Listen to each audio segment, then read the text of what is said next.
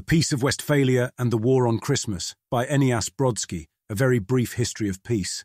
In roughly 1440, Gutenberg invented the printing press. Prior to this, most transmission of ideas had to be done directly from one human to another. Putting words onto paper was a time-intensive application of a rare skill. Every book was a unique handcrafted artifact. They were expensive and rare. After the printing press, knowledge bombs could be produced in mass numbers. Pamphlets could be passed around easily and could be sent to distant cities. The churn of ideas among the intellectual classes exploded. One of the most important books in Europe was the Bible, which suddenly became available for individual scrutiny and interpretation by anyone of means, rather than just the well-gated clergy. Not everyone came to compatible conclusions. In 1517, Martin Luther published his 95 Theses, igniting a firestorm among the dry fuel of religious turmoil that had been accumulating for decades. This is considered the start of the Protestant Reformation. Within a few years, the first of the European wars of religion began. Fighting continued for over a century in what are considered some of Europe's most brutal wars. Roughly 5 to 20 million people died, out of an estimated roughly 75 million. Finally, in 1648, the Peace of Westphalia formally ended these wars. No side could eliminate the other, and the survivors agreed that no matter how important questions of religion are, everyone would pretend that it was okay for other people to be damnably wrong.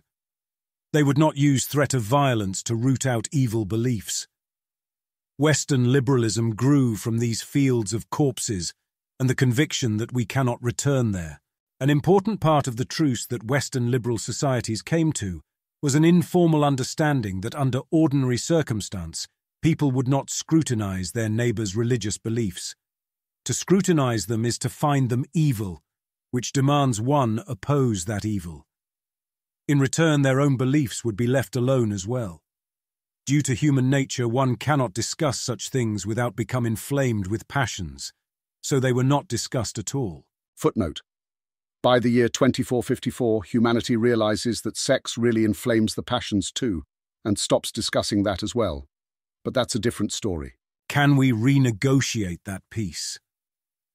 As a Jehovah's Witness, I hated knocking on doors to proselytize. It's not that I didn't want to talk to people about God. I had as much passion for it as anyone who really believes their religion and wants to save everyone they can and make the world a better place. It's that I could feel how much we were despised for this. The low-key hate was palpable even for 7-year-old Eneasz. I really did not want to be hated. I especially didn't want to intentionally go out and do this thing that would make everyone hate me. It felt awful. I didn't know why there was this hatred of proselytization. I was told it was because Satan hated the truth and hated those who spread it, and I just had to be strong. God was on our side. I guess I accepted this, but it didn't make it not suck. I doubt the people we bothered were consciously aware of why what we did was so abrasive, but now it seems pretty obvious. We were defecting on the Peace of Westphalia. We intentionally set out to criticize other people's faith and convert them to ours. Centuries of cultural memory, encoded as social norms, warned everyone that we were risking 100 years of murderous conflict by breaking that truce. No wonder we set all their teeth on edge. The Jehovah's Witness religion was born more than 2 centuries after Westphalia, during a period of religious blooming in America. Several of the new religions of this era rejected that tradition and included aggressive proselytization as a core tenet. They spread and survived long enough to become legitimate religions, now included in the cultural category of beliefs that are protected by Westphalian Convention. A compromise had to be reached. Fortunately, religious beliefs can be tamed and assimilated via legible rituals. Jehovah's Witnesses wore quasi-ritual garments to proselytize and followed fairly prescribed scripts and practices. People did not appreciate being approached to partake in the ritual, but since the Jehovah's Witnesses were legible about it and quickly accepted any opting out, it was tolerated to keep the peace. In fact, our society is surprisingly chill about tolerating a very large variety of norm-breaking and sometimes law-breaking practices that are legibly coded as stable rituals. The war on Christmas. But here's the thing. Jehovah's Witnesses often felt like there was a bit of a double standard. We weren't allowed to push our beliefs on anyone else outside of very limited circumstances, and we got a lot of shit for it. But all the other Christians could push their beliefs on us all the time. They would bless us when we sneezed and expected us to do the same for them. Footnote, look, I know it's silly, I didn't come up with the religion. They would constantly involve our children, trapped in state-mandated schools, in their rituals celebrating the false gods of lust, magic, devil worship, and self-indulgence. Getting excused from these things was usually no big deal, though rarely a major hassle. But I would get default opted into these rituals if my parents weren't vigilant. The worst one of all was Christmas. It was a huge deal, the music inescapable.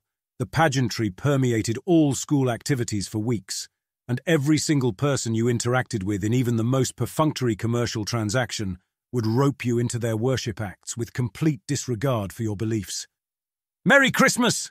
they'd say, like a Christmas Nazi. There was one bright side to all this.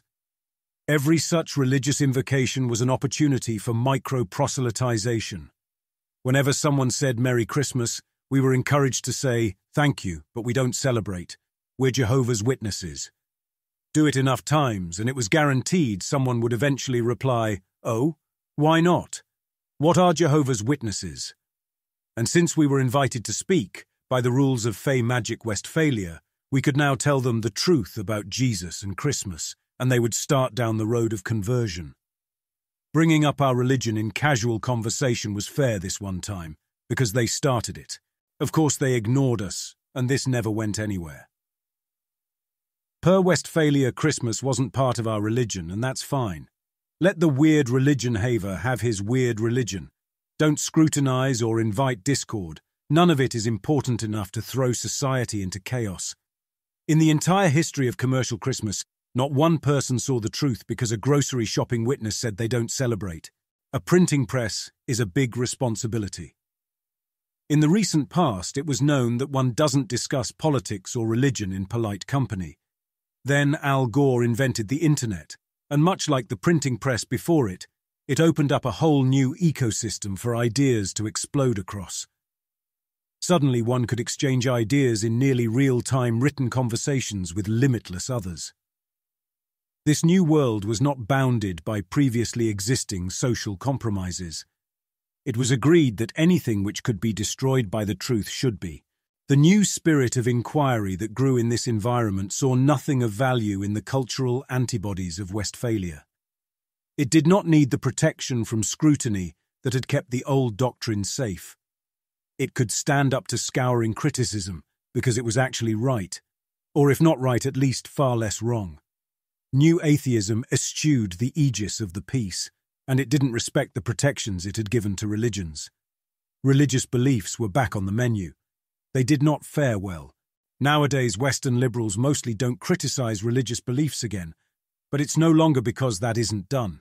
It's because no one cares. The new atheists' assault didn't destroy religion directly. It exposed that there was almost nothing left to destroy. For the majority, Christianity was no longer a vital religion, and it hadn't been for a long time. This is said better by Tracing Woodgrains in his essay on social justice, progressivism. I'll leave the details to him in that essay, or as discussed in this interview. The first insight I draw from it is that the vitalism of Christianity was strangled by the peace of Westphalia. A religion is the unified source of a person's moral and epistemic beliefs. When one cannot act on their beliefs, those beliefs aren't really the source of one's actions, are they? If your beliefs tell you with all your soul that you cannot abide for a monstrous evil to exist alongside you, to see moral horrors committed in your own backyard, and yet you do nothing to stop them, in what sense are they driving you? If you suppress them for long enough, you will distort under that pressure. That drive will die within you. Importantly, this is good if it turns out that the evil next door actually isn't very bad. It's just a different way of being, and you can all coexist peacefully. By not allowing people of different religions to murder each other, this is exactly what the Peace of Westphalia showed to be true.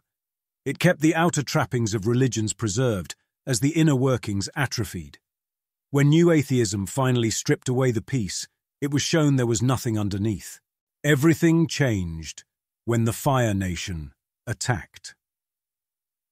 The second insight drawn from tracing Woodgrain's essay is that many secular Western people still have a vital religion. They still have a unified source of moral and epistemic beliefs. They still believe some things are true about the world because they were told to believe those things, and they still feel that there are monstrous evils living next door and moral horrors committed in their own backyards. But now, the monstrous evils aren't about souls damned to hell. They are about disparate racial impact and income gaps and respecting pronouns. On Twitter, Yassine Meskout commented on the social separation of church and state. There's a sort of peace treaty in place for religious beliefs in the discourse, a don't ask, don't tell, where religious friends agree not to proselytize in exchange for not having their beliefs scrutinized. It works okay, but then I encounter folks today with beliefs that are qualitatively religious. Unfalsifiable, belief in belief, internal contradictions, etc., but there's no similar peace treaty in place. I want to be able to say, I see that this is part of your religion, precisely to leave people alone with their beliefs. But no treaty is possible because neither side would agree to the terms. No proselytizing and no scrutinizing. I don't want to put words in Yassine's mouth. He explicitly refuses to link these statements to social justice progressivism, SJP, or wokeism, or any political ideology. However, I am repurposing his statements for my purposes. I referred to the believers as secular Western people above, not secular Western liberals, because they are not liberals. Liberalism is rooted in the Westphalian tradition and is incompatible with a thriving, vital religion. That is the trade we make. Civil peace or religious passion. Many people have lost their appetite for civil peace. I still hold liberalism is the more important value. I would be fine with people holding batshit beliefs. I'm not fine with them demanding that I hold the same beliefs, or that I submit to their belief system. I view requirements that I participate in a DEI shame ritual for any purpose to be equivalent to a requirement I participate in a Catholic Mass. I view a requirement that I use non-obvious pronouns to be equivalent to a requirement that I confess Jesus is Lord. Both of these should be simply dismissible with, thank you, but that's not my religion. But to even suggest that would be a grave insult to a believer. When the new atheists eschewed the peace of Westphalia, they said, no beliefs are sacrosanct, put them all under the thresher of inquiry. When the new secular religion roared across the cleared field, all it saw was that the peace was dead, and therefore now it was again permissible to vigorously root out evil beliefs. New atheism wouldn't accept a defense of, that's my religious beliefs, leave them alone, when seeking truth, evidence, and argument. SJPs won't accept a defense of that's your religious beliefs, leave me alone, when seeking obedience and compliance. And the question of truth, why would you even bring that up, when the morality of the situation is so obvious? What's truth have to do with the difference between dignity and exploitation, oppression and resistance, right and wrong?